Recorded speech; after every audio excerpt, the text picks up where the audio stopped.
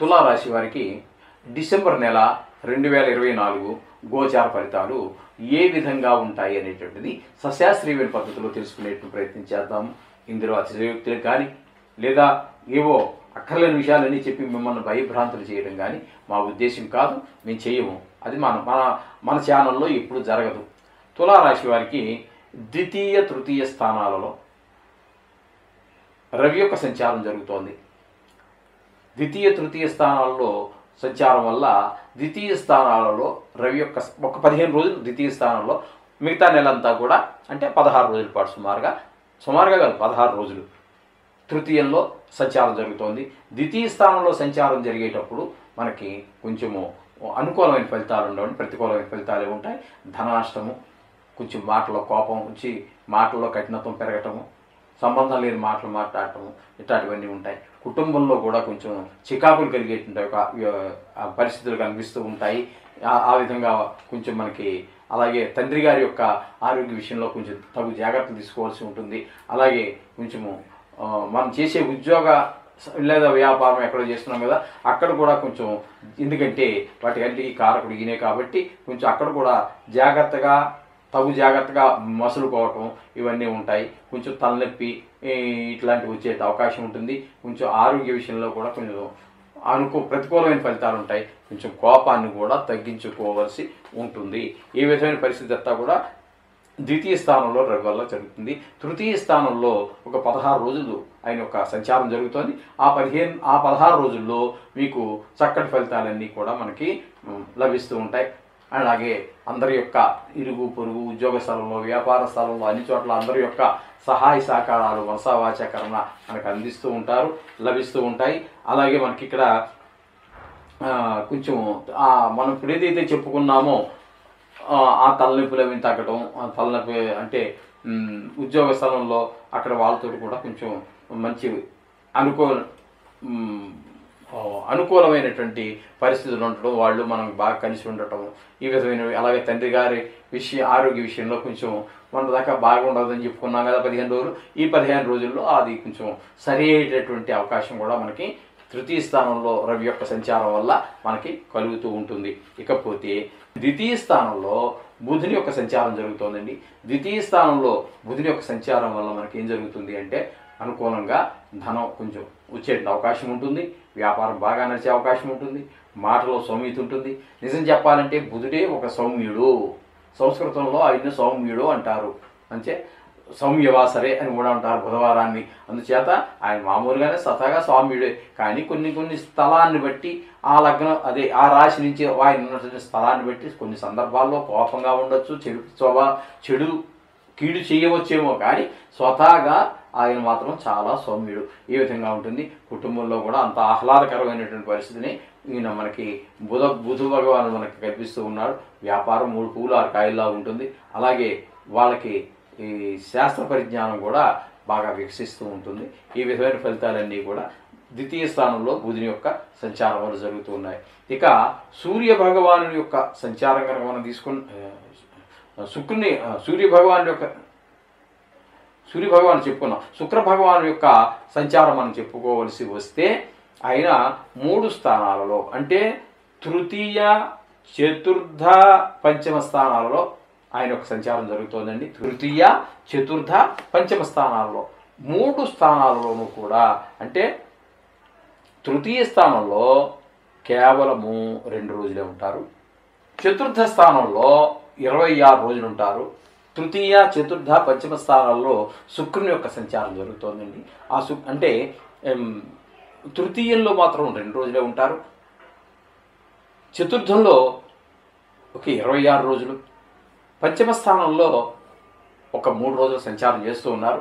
ఈ మొత్తం మీద ఈ తృతీయ, చతుర్థ, పంచమ 3 స్థానాల్లోనూ కూడా శుభ ఫలితాలే ఇస్తారు ఆయన.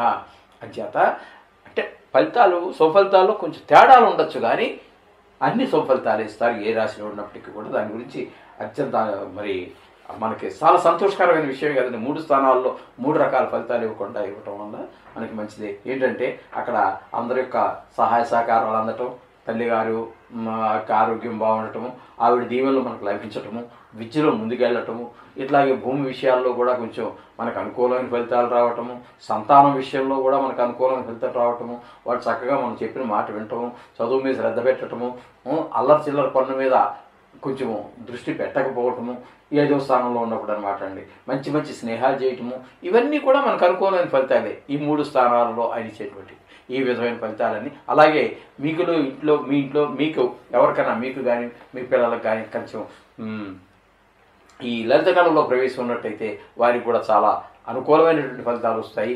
ఆయన చిత్రలేఖనం కానీ, లేకపోతే సినిమా పాటలు పాడటం, నృత్యం చేయటం, ఇట్లాంటివి ఎందులో ఉన్నా సరే వారికి ఓ మంచి అవకాశం దొరికేటటువంటి పరిస్థితి కూడా స్పష్టంగా గోచరిస్తూ ఉన్నది. ఇకపోతే శని భగవానుడు ఇక్కడ మనకి 5వ స్థానంలో కనిపిస్తూ ఉన్నారు, సంచరిస్తూ ఉన్నారు. 5వ స్థానంలో శని సంచారం అంత శుభప్రదమైనటువంటి ఫలితాలను ఇవ్వజాలదు. 5వ స్థానంలో ఉండటం వల్ల ఏ విధమైన ఫలితాలు ఉంటాయి అంటే, ఆయన 5వ స్థానంలో సంతానం మీద కొంచెం దుష్ప్రభావాలు చూపించే అవకాశం ఉంటుంది. అలాగే కొంచెం చెడు స్నేహాలు పిల్లలు చూపించే అవకాశం ఉంటుంది. ఆ విధంగా కొంచెం దేవుడి మీద మనకి కొంచెం భక్తి కుదరకపోవటం అనేటువంటి పరిస్థితి ఉంటుంది. ఇదన్నిటికీ ఎక్కడికో అర్జెంటు ఉరుకులు పరుగులు వెళ్తున్నప్పుడు మనకి దేవుడి దగ్గర పూజ అనేటటువంటిది నామకావాస్తి, అంటే ఎందుకో ఒక అలవాటు అయిపోయింది కాబట్టి, స్నానం చేసిన వెంటనే దేవుడి దగ్గర గుడిలోకి వెళ్ళిపోవటం అలవాటు అయిపోయింది కాబట్టి వెళ్ళిపోయి ఆ అగరత్త త్వరగా వెలిగించేసి త్వరగా తిప్పేసేసి అక్కడ పెట్టేసేసి ఆయనకి అర్జెంటుగా బిస్కెట్ వేసేసి నమస్కారం, అర్జెంటుగా బయటికి వెళ్ళిపోవాలి. అక్కడికి వెళ్తే కానీ మన మనసు కుదిరిపడదు. ఏదైతే ఆ రోజు ప్రధానమైనటువంటి కార్యం, అది ఆఫీస్కి వెళ్ళడం కావచ్చు, లేదా ఎవరితో కలవడం కావచ్చు, ఒక వ్యవహారం కావచ్చు, అది మరి ఎందుకంటే మరి బతికున్నంతకాలం ఇవన్నీ తప్పవు కదండి. అంచేత అక్కడికి వెళ్ళేదాకా వీడి మనసు శాంతించదు. ఈ పనులన్నీ ఏదో ఒక రెగ్యులర్గా మనం ఏదో ఒక అలవాటు ప్రకారం చేసుకుపోయే పనులుగానే పరిగణిస్తాడు. అక్కడ మనసు లగ్నం చేసి దేవుడిని పూజ కూడా చేసుకునే పరిస్థితులని 5వ స్థానంలో శని సంచారం వల్ల జరుగుతూ ఉంటాయి. ఇకపోతే 6వ స్థానంలో రాహు యొక్క సంచారం జరుగుతుంది. ఈ 6వ స్థానంలో రాహు యొక్క సంచారం మాత్రం మంచి శుభప్రదమైనటువంటి ఫలితాలను ఇస్తుంది. ఎందుకంటే ఆరోగ్యం బాగుంటుంది. ఈ మనకి ఏదైనా లోన్కి అప్లై చేస్తున్నట్టయితే మనం బ్యాంకు కావచ్చు, ప్రైవేట్ వాళ్ళ దగ్గర కావచ్చు, ప్రైవేట్ ఫైనాన్షియల్ సంస్థలు ఏమైనా ఉంటాయి, ఆర్థిక సంస్థలు ఏమైనా ఉండొచ్చు, అక్కడ చేయొచ్చు, లేదా ప్రైవేట్ వ్యక్తుల దగ్గర చేయొచ్చు. అవన్నీ కూడా సఫలీకృతం అవుతూ ఉంటాయి. ఈ విధంగా మనకి రుణం అనుకున్న డబ్బులు చేతికి రావడం జరుగుతుంటుంది. శత్రువులుగా ఉన్నటువంటి వాళ్ళు కూడా కొంచెం మిత్రులుగా మారేటువంటి అవకాశం ఉంటుంది. ఈ విధంగా మనకి అన్ని శుభమైనటువంటి పరిణామాలే మనకి రాహు వల్ల మనకి కలుగుతూ ఉంటాయి. ఈ విధమైన ఫలితాలు. ఇకపోతే ఈ తులారాశి వారికి గురువు నిజానికి 8వ స్థానంలో ఉన్నారు, కానీ ఇక్కడ వక్రగతిలో సంచరించడం చేత 7వ స్థాన ఫలితాలను మనం చెప్పుకుంటున్నాము. గురువు 7వ స్థాన ఫలితాలను చెప్పుకోవడం ద్వారా మనకు వచ్చేటటువంటి ఫలితాలు ఏ విధంగా ఉంటాయంటే, భార్యతో మనకి చాలా సఖ్యతగా, అనుకూలంగా, ప్రేమాభిమానాలతో ఉండటము. అలాగే మన జాయింట్ వ్యాపారం ఎవరితోటైనా మనం భాగస్వామ్యంలో వ్యాపారాలు చేస్తున్నట్టయితే ఆ విషయాల్లో మనకి చాలా చక్కటి వారికి మనకి అభిప్రాయ భేదాలు లేకుండా చక్కగా సజావుగా జరగటము. అలాగే కొంచెం ఆర్థికమైనటువంటి వాటిలో అభివృద్ధి సాధించటము. అలాగే కాకుండా పెళ్లి ప్రయత్నాలు ఎవరైనా చేస్తూ ఉన్నట్టయితే పెళ్లి చూపులు వెళ్ళటం, లేదా అమ్మాయి అబ్బాయిని నాకు నచ్చాడని చెప్పటం. ఎందుకంటే ఇప్పుడు మిమ్మల్ని 15 మంది తిరస్కరించి ఉండొచ్చు, అంచేత ఈ అమ్మాయి మిమ్మల్ని నచ్చాడని చెప్పడం కూడా మనకు ఒక ఆనందం. అలాగే అబ్బాయి కూడా అమ్మాయి ఒక్కొక్కటి ఉంటాడు, వాడు మొత్తం చాలా సుమారుగా ఒక అర్ధశతాబ్ది సంబంధం చూసేసి ఉంటాడు. వాడు ఎవరికి నచ్చడు, అమ్మాయి నచ్చదు, వీడికి ఏవో కోరికలు ఏదో మొత్తం మీద అమ్మాయికో అబ్బాయికో పెళ్లి సంబంధాలు కుదిరే అవకాశం ఉంది. ఒకవేళ కుదిరి ఉంటే పెళ్ళిళ్ళు జరిగే అవకాశం కూడా ఉంటుంది. ఈ సమయంలో ఈ గురువు 7మంలో గోచార రీత్యా మనకి 7మంలో కానీ భాగ్యంలో కానీ గురు సంచారం కూడా వివాహానికి సరియైన సమయంగా నిర్ధారణ చేస్తూ ఉంటాము. అంటే నేను చెప్పింది కాదండి, శాస్త్రం చెప్పిందే మేము చెప్తూ ఉంటాము. ఆ విధంగా గోచార రీత్యా 2వ, 7వ, భాగ్యస్థానంలో గురు సంచారం వివాహ సమయంగా కూడా భావిస్తూ ఉంటాం. ఇంకా చాలాసార్లు వస్తూ ఉంటుంది, కానీ ఇది కూడా ఆ వచ్చే సందర్భాలలో ఇది కూడా ఒక ప్లస్ పాయింట్. అందుచేత వీరికి ఈ తులారాశి వారికి ఈ విధమైనటువంటి సౌకర్యం ఈ గురువు వల్ల కలుగుతూ ఉన్నది. ఇకపోతే దశమ స్థానంలో కుజుని యొక్క సంచారం జరుగుతోందండి.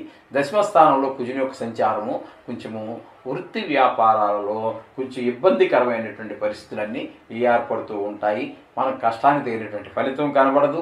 ఈ విధంగా అట్లాగే మన కోపం కూడా కొంచెం మనకి అనుకూలమైన ఫలితాలు రాకుండా మనని పాడు చేస్తూ ఉంటుంది.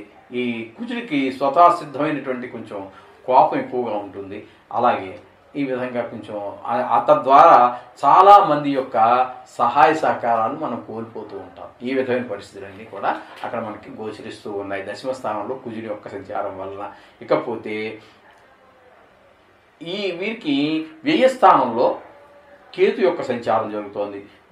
కేతు యొక్క సంచారం వ్యయస్థానంలో శుభప్రదమైనటువంటి ఫలితాలను ఇవ్వజాలదండి. ఇక్కడ ఏంటంటే కొంచెం ఆదాయం తగ్గుతుంది, వ్యయం పెరుగుతుంది.